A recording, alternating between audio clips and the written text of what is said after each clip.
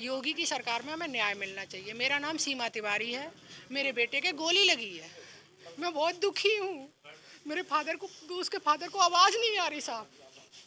और मैं योगी से रिक्वेस्ट करना चाहती हूँ कि आपके उसमें साधारण सी बात पे बुलडोजर चल जाए। मेरे बेटे का तो मर्डर हो गया साहब। मंत्री जी आए थे संजीव बालियाना के यहाँ, तो क्या बात हुई, क्या आश्वासन उन्होंने दिया? उन्होंने आश्वासन ये दिया कि जो हमने सीसीटीवी फुटेज की बात करी है, उन्होंने कहा वो होगा, और उसका उस सुरक्षा की भी उन्होंने हमें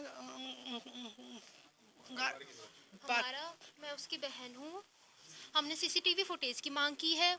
उसके साथ क्या हुआ, हम उसके माँ बाप, मैं उसकी बहन हूँ, हमें पता होना चाहिए उसके साथ क्या हुआ।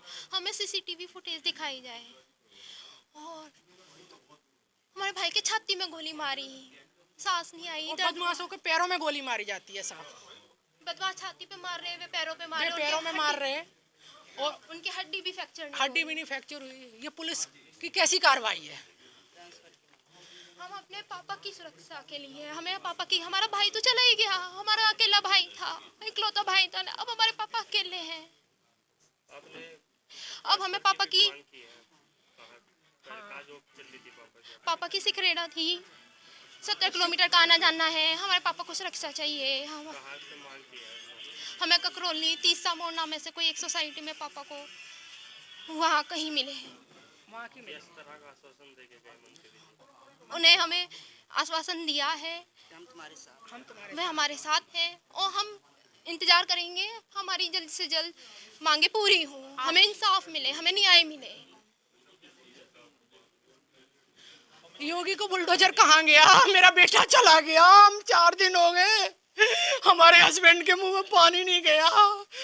योगी बिल्डिंगें ध्वस्त हो जाती हैं। हमने टीवी में रोज समाचार देखे साहब, हमने 50 साल गवा दी। हमने सोचा हमारे योगी के जमाने में फ्री है।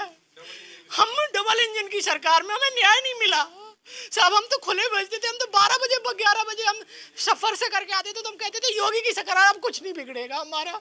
लेकिन हमारा गोदी का लाल चला गया, मेरा घर उजड़ गया, अंधेरा हो गया, मेरा सहारा चला गया, मेरी लाठी चली गई। मैं अब मेरी आंखों में तो आंसू भी नहीं, मैं दीवारों में टक्कर मारने लायक हूँ साहब। आजकल मेरे योगी जी से रिक्वेस्ट है, मुझे संपूर्ण न्याय चाहिए, पूर्ण।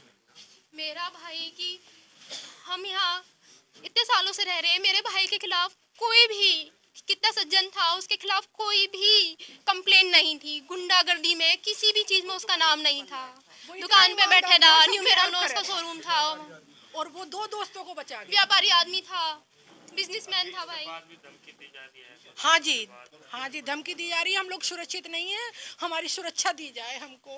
हमारे पति को हम किसके सहारे जिएंगे? हमारे पति सुरक्षित की जाए। एक वो ही सहारा है, वो हमें कौन देखेगा? हमारे बेटी को कौन देखेगा? हमारा परिवार अनाथ हो गया साहब। अगर किसी ने शिकायत की तो जिंदा नहीं रहने का कोई। ये